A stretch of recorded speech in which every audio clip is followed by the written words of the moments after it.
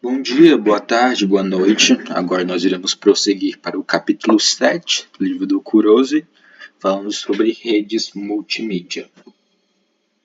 Multimídia e qualidade de serviço. O que é isso, né? Multimídia é essa questão de transferência de dados com mídias de imagem, som, né? Então, assim, múltiplos componentes, né? Então, aplicações de multimídia. É essa mistura de áudio e vídeo em rede, né? Então, por exemplo, fazer um vídeo no YouTube, enviar uma gravação e assim vai, né?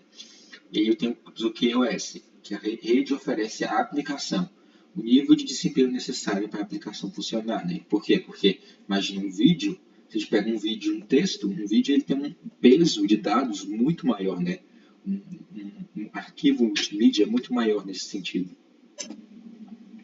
Então, os objetivos desse capítulo: classificar aplicações de multimídia, identificar serviços de rede que as aplicações precisam usar, fazer o melhor com o serviço de melhor esforço e alguns protocolos e arquiteturas. Protocolo específico para melhor esforço, mecanismo para fornecer o QoS, né, qualidade de serviço, arquiteturas para QoS. E aqui um esboço, né, de tudo que vai ser visto, né, vai ter um 7.1, 7.2 e assim vai. Então, primeiro, as aplicações de rede multimídia, né? A gente tem classes de aplicações multimídia. O primeiro é o fluxo contínuo, streaming, né, armazenado. O segundo, fluxo contínuo ao vivo. E terceiro, interativo, tempo real. Então, primeiro seria o streaming, né? Então, por exemplo, você está ali vendo um vídeo no YouTube, né? Aquele vídeo já está gravado, ele já está com todos os dados dele ali disponível no YouTube, por exemplo, né? E você só está ali, o seu computador está carregando ele conforme você vai vendo para que você possa acessar aquele vídeo, né? O que é diferente do fluxo contínuo ao vivo, né? Em que, por exemplo, está no live stream, que é quando aquilo está ao vivo, né? Você está em transmissão. Então, todos os dados ainda não chegaram, né? Eles estão sendo em tempo real. Aquilo está acontecendo em tempo real. E a gente tem interativos, né? Que além de ser multimídia, você tem uma interação do consumidor com aquele que está apresentando, por exemplo. E aí algumas características fundamentais. Primeiro, normalmente é sensível ao atraso, né? Seja atraso fim a fim ou jitter, né, do atraso, né? Quem nunca está vendo a internet fraca, está querendo ver um vídeo, um filme, e a cada 1 minuto, a cada 2 minutos fica a tela carregando, né? A tela fica carregando, carrega 1 minuto, vai, passa, você assiste, carrega de novo e fica totalmente travado, né? E tem a questão de ser tolerante a perdas, né? Então, se o TCP, né, quando a gente viu no início do curso, no TCP, ele não é tolerante a perdas, né? Você reserva o canal para conseguir enviar tudo. Mas como é tão grande, né, a quantidade de dados num vídeo, num filme, por exemplo, é inviável, não compensa você ficar esperando que todos os dados sejam transmitidos, né? É melhor você fazer perdas pontuais que não vão alterar tanto. Então as perdas são infrequentes, causam pequenas falhas, né? Só que não é tão dos males o pior, né? E a questão da antítese de dados, que são intolerantes às falhas, mas tolerantes a atraso, né? Então é curioso, é o contrário, né? Às vezes é melhor você estar assistindo um filme e alguns dados, pouquinhos, serem perdidos, né? E só que aí você tem menos atraso, né? Tem um atraso menor do que você ter toda a informação, toda a qualidade possível, né? Ali 4K, só que ele está o tempo todo travando, né? É melhor você ficar em 1080p sem estar travando do que estar em 4K travando, né? E aí a questão do jitter, né? Jitter é a variabilidade dos atrasos de pacote dentro do mesmo fluxo de pacotes. Ou seja, quanto maior o jitter, mais propenso está de ter atraso de pacote. E a questão multimídia armazenada de fluxo contínuo, né? Fluxo contínuo armazenado. A mídia é armazenada na origem, né? Então, ali, por exemplo, você tem um vídeo e esse vídeo está armazenado num servidor. Esse vídeo é transmitido ao cliente, né, quando é feita a requisição. De como que é feito isso? Em fluxo contínuo. A reprodução do cliente começa antes que todos os dados tenham chegado. Então, por exemplo, se eu tenho um arquivo, por exemplo, eu quero baixar um arquivo, eu só vou conseguir acessar esse arquivo, só vai conseguir ser reproduzido quando que isso vai acontecer? Quando eu baixar todo o arquivo.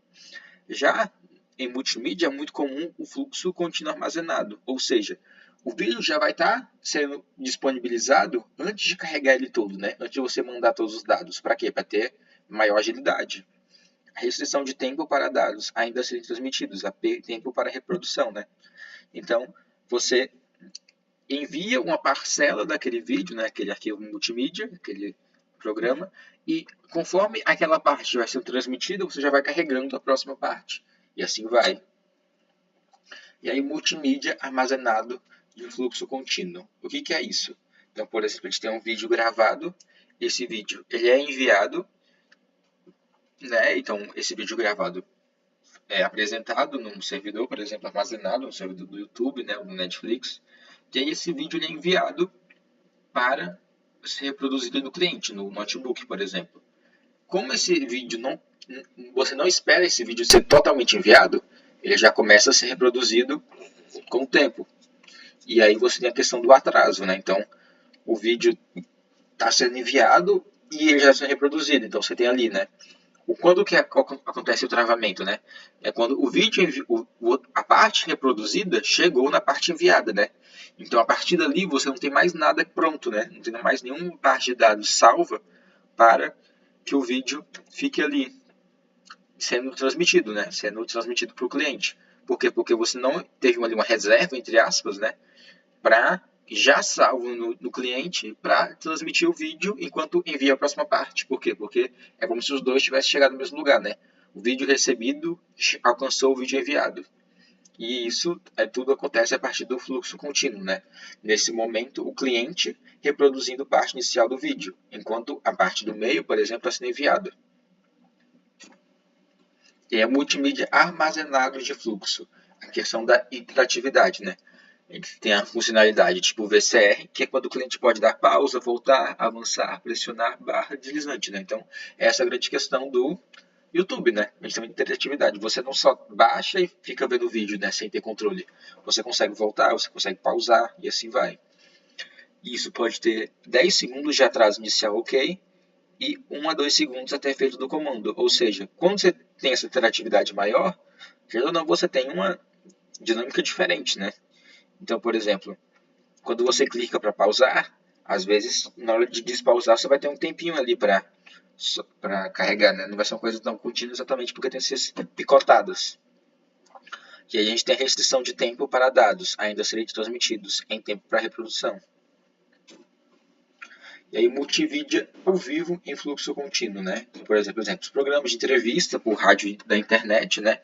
Evento esportivo ao vivo, né? Então, televisão, live streams, aí vai, né? Que tem fluxo contínuo, como na multimídia armazenada em fluxo contínuo. Tem buffer de reprodução, né? Então você tem ali slots, entre aspas, de reprodução, né? Enquanto você está enviando a próxima parte. E aí a reprodução pode atrasar dezenas de segundos após a transmissão, né? Você tem um delay. Porque exatamente por esse atraso, né? O envio, a transmissão e a reprodução em si. E ainda tem restrição de tempo da questão da interatividade, né? Avanço rápido e possível, retornar, pausa possíveis, né? E aí a multimídia iterativa em tempo real. A gente tem as aplicações, então telefonia IP, videoconferência, né? Então interativo em tempo real, né? Então você está ali numa chamada de Meet, uma chamada de Zoom, né? O antigo Skype, né? Que tinha antigamente. Mundos interativos distribuídos, né? Que é uma coisa, essa distribuição multimídia também. E os requisitos de atraso fim a fim, né? O que é considerado um áudio bom? Áudio bom é que tem um atraso menor que 150 milissegundos e ele é aceitável, ok, se é menor que 400 segundos. Então, a partir daí, né, já está chegando em meio segundo, um segundo, aí já tem um atraso significativo, né, não é tão bom assim. E isso já estava falando, incluindo atrasos em nível de aplicação, né, empacotamento e de rede. E atrasos maiores são observáveis prejudicam a interatividade, né? Então, imagina, a pessoa fala, tem um delay de, sei lá, 1 segundo para a pessoa responder, né, escutar a chamada. Você vai ter uma conversa muito truncada, né, muito travada. Isso já está considerando todos os atrasos de rede, né, de transmissão, empacotamento, né, todo esse percurso que é feito, né, além da questão multimídia. E aí a inicialização da sessão, né, como o destino anuncia o seu endereço IP, o número de porta, algoritmo de codificação, como que isso é feito, né. Então, multimídia sobre a internet de hoje, né? Os protocolos, né, TCP, UDP e IP, que é o serviço de melhor esforço. Qual que é a questão do serviço de melhor esforço? É sem garantia sobre atraso e perda. Então, você opta por não ter garantia, né, que não vai atrasar e não vai ter perda, para você ter o melhor esforço, ser mais eficiente, né? Só que aí tem a pergunta, mas você disse que as aplicações de multimídia exigem que o QoS e nível de desempenho sejam eficazes. Sim, é eficaz, então você vai enviar, mas às vezes pela lei do melhor esforço, é melhor que você tenha perdas, para otimizar o atraso. Então, como isso funciona, né? As aplicações de multimídia na internet de hoje, eles usam técnicas a nível de aplicação para aliviar ao máximo os efeitos de atraso de perdas. Né? Então, a nível de aplicação, existem técnicas para você disfarçar, você cobrir esses atrasos, essas perdas. Então, por exemplo, como a internet deverá evoluir, né, para dar melhor qualidade. A filosofia de serviços integrados, então mudanças fundamentais na internet para aplicações reservarem largura de banda fim a fim, né? Então tem essa reserva de largura de banda. O que mais que é necessário, né, para ter uma melhoria nisso? Requer software novo, né, complexo, os hospedeiros e roteadores laissez-faire, né? Então, você ter tanto um upgrade em questão de software, de hardware, né? O que é esse laissez-faire? Né? Sem mudanças importantes, né? E mais largura de banda quanto necessário. Distribuição de conteúdo multicast da camada de aplicação, né? Camada de aplicação. E a questão da filosofia de serviços diferenciados, que tem menos mudança na infraestrutura da internet, oferecendo serviços de primeira e segunda classe. E algumas palavras são com compactação de áudio, né? Então, para enviar, você não enviou aquilo ali descomprimido, mas você faz uma compressão, né? Para facilitar o envio.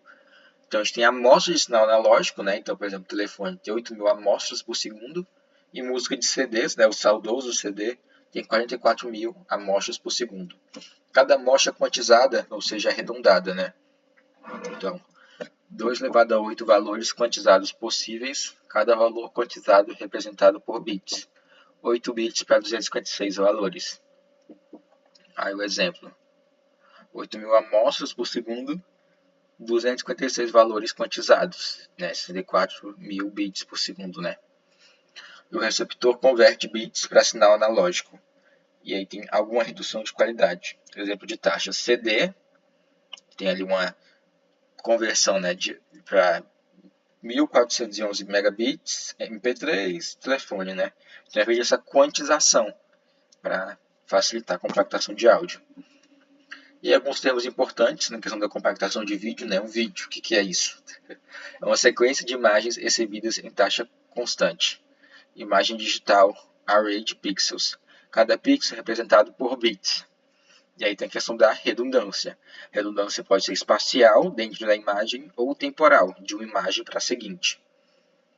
Então, um exemplo, né? MPEG, MPEG 2, MPEG 4, que assim vai fazer essa questão da compactação de vídeo. E a questão do vídeo em camadas, né? Escalável. Adapta camadas à largura de banda disponível. Agora a gente vai para a questão do áudio e vídeo de fluxo contínuo armazenado. Multimídia armazenada de fluxo contínuo.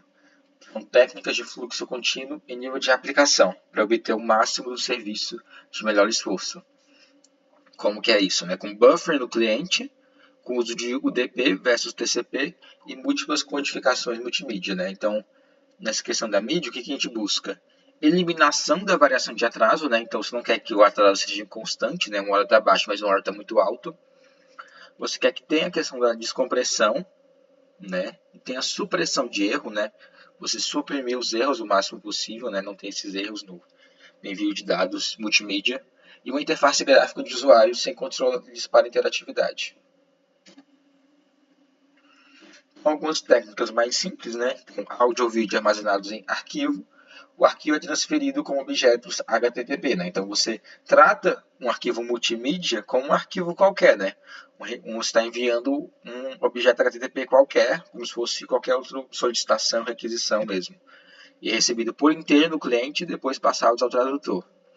E o áudio e vídeo sem fluxo contínuo, né? Então você, como está tratando ele como um objeto HTTP normal, você só joga ele.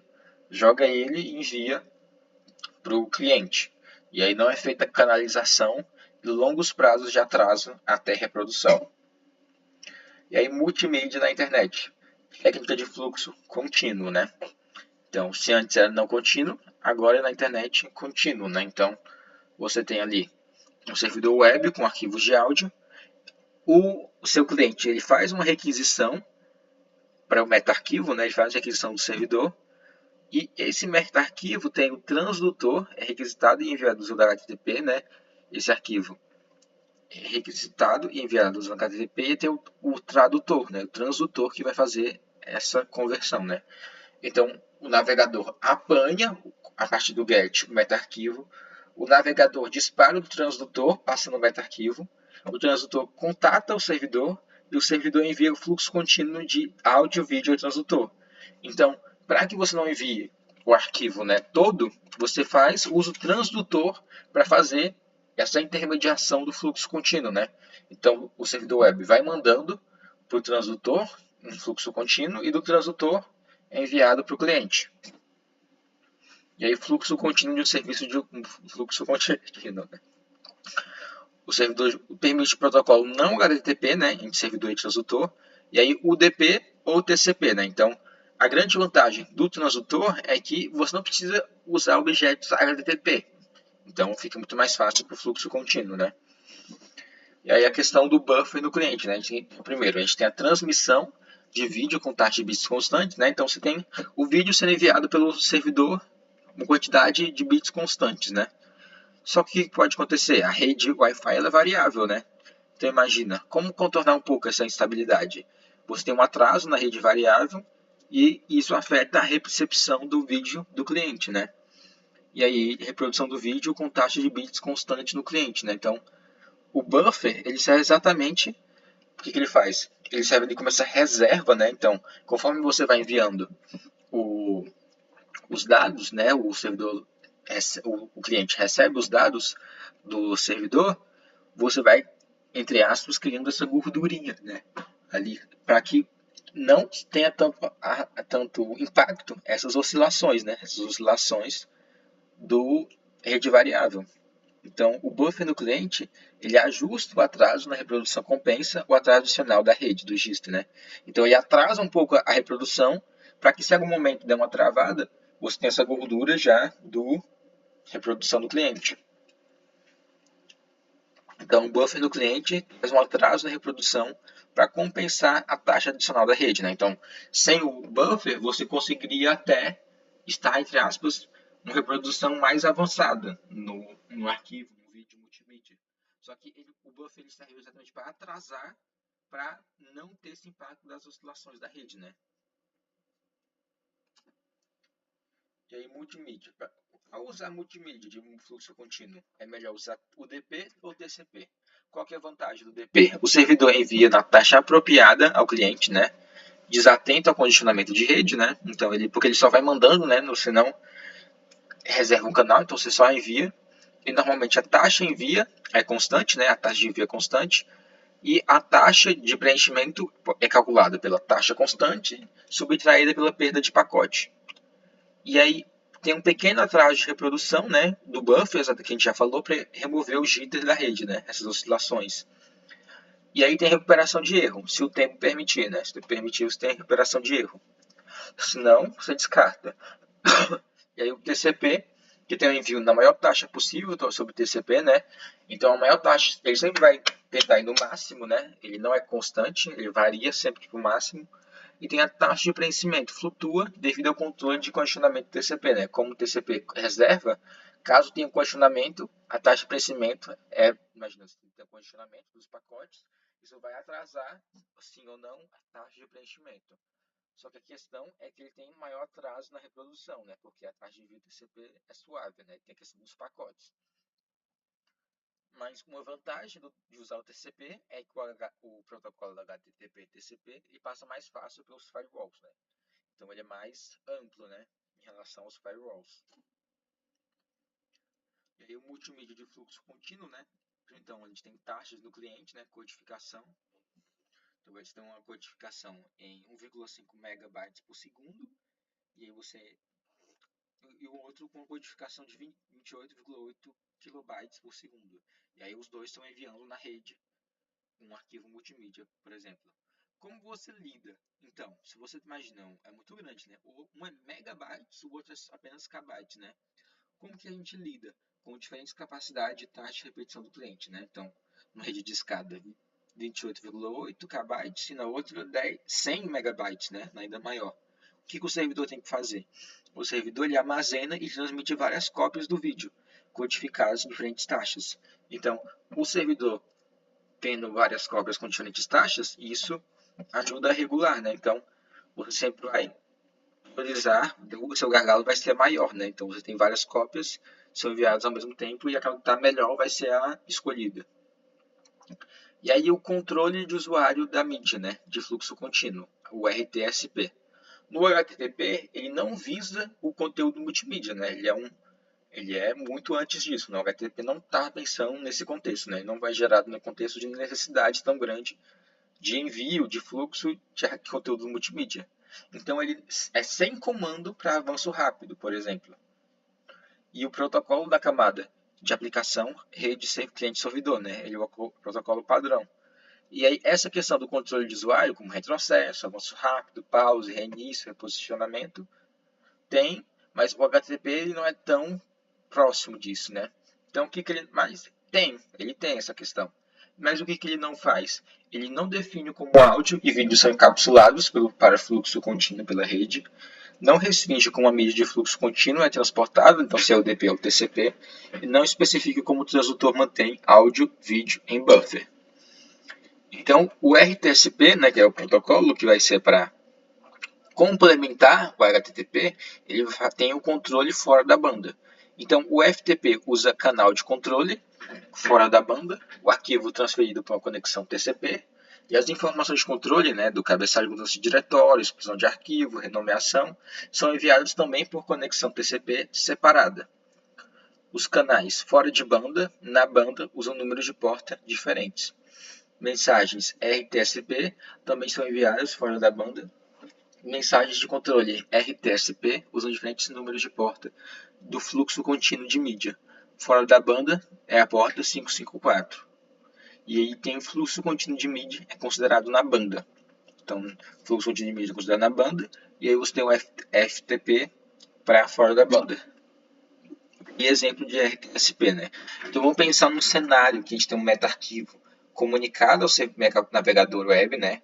O navegador inicia o transdutor, né, para fazer essa questão do fluxo contínuo, e aí o transdutor ele configura a conexão de controle RTSP, uma conexão de dados ao servidor de fluxo contínuo, né? Então, você tem um navegador que para conseguir explorar o fluxo contínuo, né, de um arquivo multimídia, inicia um transdutor e esse transdutor pode, por exemplo, fazer o controle a partir do protocolo RTSP.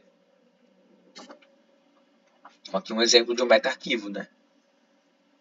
Então, por exemplo, aqui, ó, um arquivo que codificado com RTSP, né?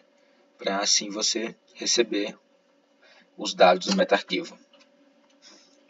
Uma operação de RTSP, né? Então você tem uma requisição GET do browser para o servidor web, né? Que aí quando você vai fazer o fluxo contínuo, o browser, o cliente, inicia um transdutor e esse transdutor faz todo o controle, com setup, com play, com read media, pause, teardown e assim vai. Um exemplo de seleção RTSP, né? Então primeiro você tem um setup, né? E aí você envia o protocolo, e aí você recebe do servidor um OK, por exemplo. A partir desse OK, o cliente já pode fazer uma requisição play do RTSP,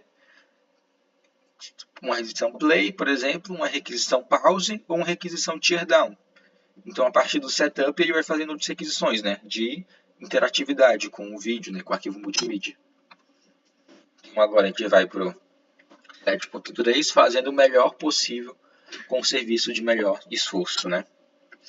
Então, aplicações interativas em tempo real. A gente tem, por exemplo, o Skype, né? Hoje em dia mais o Google Meet, o Zoom, né? O Microsoft Teams. Você tem TC para telefone, né? Então, por exemplo, você consegue ligar a partir do Skype, né? Antigamente, pelo WhatsApp Web, né? Hoje em dia é muito comum. Você consegue fazer videoconferências com webcams, né? E agora vamos examinar um exemplo de um telefone PC a PC, na internet, com detalhes, né? Então, dois PCs simulando um telefone, né? Apresento internet phone, né? A gente conhece mais como smartphone, né? Já amplamente usado, por meio de exemplo, né? Então, a gente tem o áudio do locutor alternando rajadas de voz em silêncio, né? Então, ele silêncio, fala, né? E é 64 KB durante a rajada de voz. Os pacotes gerados apenas durante as rajadas de voz, né? Então ele ignora o silêncio. E aí o cabeçalho da camada de aplicação acrescentado a cada porção, né? A cada porção tem um novo cabeçalho. E aí a porção mais o cabeçalho encapsulado no segmento UDP, por exemplo. E aí a aplicação envia um segmento UDP para o socket a cada 20 milissegundos durante a rajada de voz. E aí o Internet Phone, que é a perda de pacote e atraso, né? A grande questão. A perda de pacote. Porque, por exemplo, a perda de datagrama, né, de um pacote de dados devido ao congestionamento na rede, né? Então, por exemplo, no caso de um TCP, pode ser por estouro de buffer do roteador, né? Então, o roteador está sobrecarregado, então você não consegue enviar os dados nesse multimídia. Ou e tem a questão do perda por atraso, né? Que é quando o datagrama IP chega muito tarde para reprodução no receptor, então nem vale a pena reproduzir ele porque está atrasado. Os atrasos, atraso de processamento, filas na rede, sistema final, né, remetente, receptor, e atraso típico máximo, tolerável, 400 milissegundos.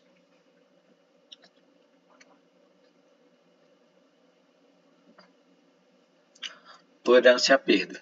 Dependendo da codificação de voz, perdas ocultadas e taxas de perda de pacotes, entre 1% e 10% podem ser toleradas, né? Taxa de perda de pacote entre 1% e 10%. E a questão da variação de atraso, né? Transmissão com taxa de bits constante, o atraso de rede variável, jitter, né? Então, essa é a grande questão, né? A sua transmissão tem bit constante, mas a rede variável, por causa do jitter, ela varia exatamente por isso que já foi falado, né? Do buffer, né? O buffer vai servir para, na hora da reprodução, você uniformizar isso, né? E aí, se a gente considerar, por exemplo, um atraso de fim a fim de dois pacotes consecutivos, a diferença pode ser de 20 milissegundos, por exemplo, né? Então, esse buffer, ele vai tentar ajustar isso. E aí o Internet Phone, né? O atraso de reprodução fixo. O receptor, ele tenta reproduzir cada porção exatamente que milissegundos após a porção ter sido gerada. A porção, ele tem marca de tempo, né? Pi, reprodução, porção em T mais Q, e a porção chega após T mais Q dados. E aí o dado chega muito tarde para a reprodução e se perde, né? Então é o caso de atraso de reprodução, né? Quando ele chega muito à tarde, aí já era, né? É o dilema na escolha do quê? O que é grande? A gente tem menos perda de pacote, o que é pequeno, melhor a experiência interativa. Então imagina, se você dá um intervalo muito grande para os pacotes ainda poderem chegar, você vai ter, por consequência, menos perda de pacote. Mas esse atraso, né? O que, né? Se o que ele é muito pequeno, você consegue ajustar muito melhor a questão da interatividade, né? Porque a interatividade é feita a partir desses pequenos pacotes dentro do vídeo. Então, quanto menor o pacote, maior a interatividade. Só que, por consequência, você perde mais pacotes. Só que quanto maior o pacote, você tem menos perda de pacote, mas perde na experiência interativa. E aí a gente tem um atraso de reprodução fixo, né? O remetente, ele gera pacotes a cada 20 milissegundos. Durante rajada de voz. Aí o primeiro pacote recebido no instante R. O primeiro esquema de reprodução começa em P.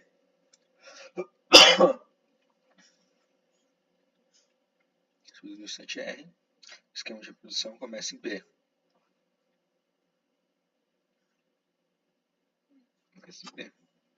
E aí tem um atraso de reprodução adaptativo, né? Qual é o objetivo desse novo método adaptativo?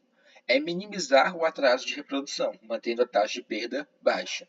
E como que ele tenta fazer isso? A partir de uma técnica, né? Que é ajustar o atraso de reprodução de acordo com o contexto, conforme o tempo, né? Então, como é que você faz isso? Você estima o atraso de rede e ajusta o atraso de reprodução do início de cada rajada de voz. Então, a cada rajada de voz, você ajusta, você modifica o atraso de reprodução. E aí, os períodos de silêncio são compactados e alongados E aí as porções ainda reproduzidas a cada 20 milissegundos durante a rajada de voz, né? Então, a cada rajada de voz você tem uma adaptação do atraso de reprodução e as porções ainda são esses 20 milissegundos, mas o atraso é adaptado. E também é útil para estimar desvio médio do atraso V. Aí a estimativa de V é calculado para cada pacote recebido, né? Para cada pacote recebido você faz a estimativa, né? E para o primeiro pacote da rajada de voz, o tempo de reprodução tem uma fórmula, né? Onde cai uma constante positiva. Então você usa uma fórmula para ir adaptando. E aí os pacotes restantes na rajada são reproduzidos periodicamente. Mas aí, como o receptor determina que o pacote é o primeiro em uma rajada de voz, né? Se não há perda, então o receptor examina marcas de tempo sucessivas, né?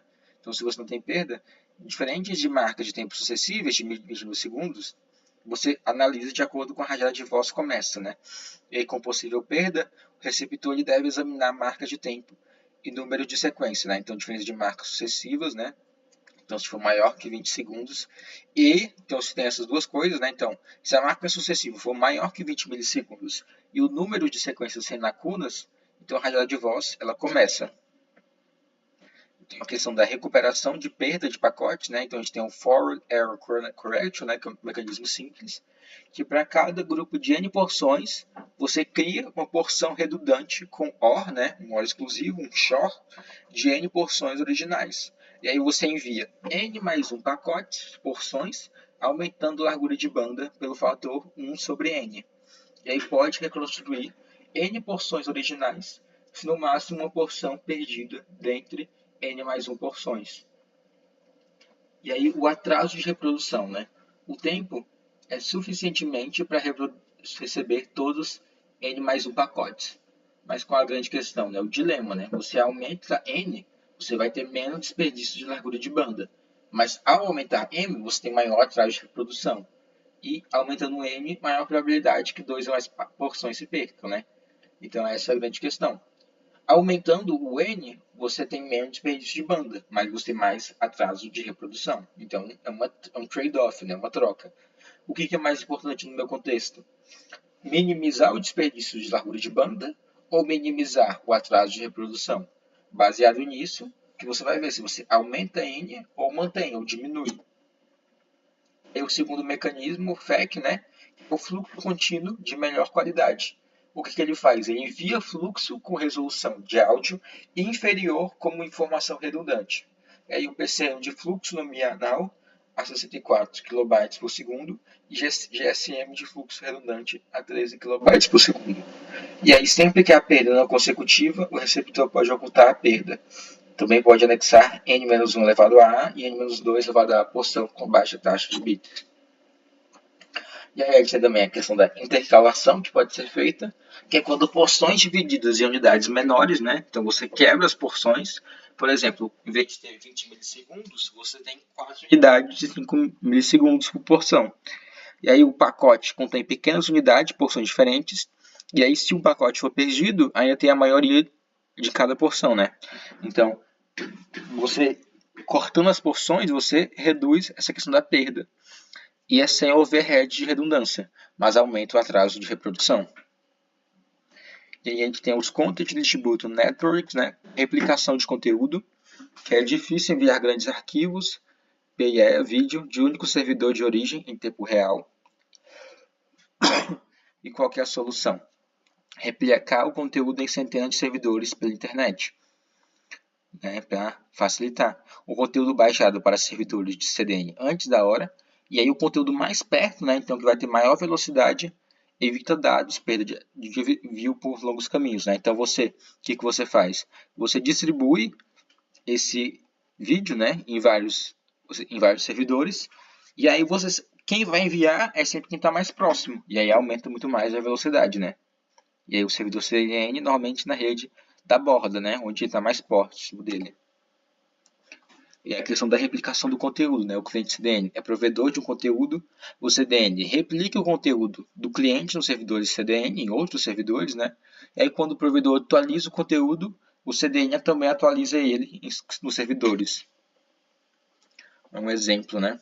Então você coloca em vários como é que pode dizer, vários servidores, e aí quem vai disponibilizar? O que está mais próximo do cliente, né? E aí mais sobre o CDN, né? A requisição de roteamento. O CDN ele cria como um mapa indicando a distância dos ISPs, né, dos provedores de internet de folha, e nós CDNs. E aí quando você consulta o servidor DNS com a autoridade, o servidor determina de qual a consulta origina, né? Ele determina qual o provedor que está fazendo essa consulta. E aí ele usa um mapa para determinar o melhor servidor CDN, né? Então, é feita a requisição, o servidor ele vê de onde está sendo qual a localização, e faz esse cálculo para saber de onde que vem e fala, não, já que está vendo desse lugar, o servidor CDN mais próximo é esse, então é de lá que vai enviar. E aí os nossos CDNs, eles criam como se fosse uma rede de sobreposição da camada de aplicação, né? Eles sobrepõem de forma a otimizar a velocidade de envio, né? Para ser sempre mais próximo. E aí, com resumo do multimídia na internet, é a sacola de truques, né? Então, como pensar um sacola de truques prática, né? É você usar o DP para evitar o controle de congestionamento TCP, né? Que gera atrasos para tráfego sensível ao tempo, e aí o atraso de reprodução adaptativa do cliente para compensar o atraso de reprodução, né? Então, usar o DP, usar o atraso de reprodução adaptativo, além disso, o lado do servidor combina largura de banda de corrente com largura de banda do caminho disponível entre cliente e servidor, e assim ele escolhe entre taxas de correntes pré-codificadas e taxa dinâmica de codificação de servidor. E aí é feita uma recuperação de erro em cima do DP, usando FAC, usando intercalação, usando ocultação de erro, retransmissões, tempo de transmitir, e assim você, além de tudo isso, ainda você melhora um pouco a recuperação de erro. E mais importante, você usar CDN, né? Que aí você sempre leva o conteúdo de um servidor mais perto para o cliente que está requisitando ele. Então, o vídeo já está um pouco grande, então vamos finalizar essa primeira parte sobre conteúdo multimídia, né? Redes multimídia, que a gente viu a complexidade, né? Principalmente nos dias de hoje, né? Com YouTube, com redes ao vivo, ou então redes interativas, que é muito importante. E a gente viu várias técnicas para tentar otimizar ao máximo a velocidade, né? Você não ter atraso, mas ao mesmo tempo você tentar não ter perda de informação. Eu espero que tenha atendido um pouco isso e até a próxima, onde a gente vai continuar o capítulo 7. Muito obrigado.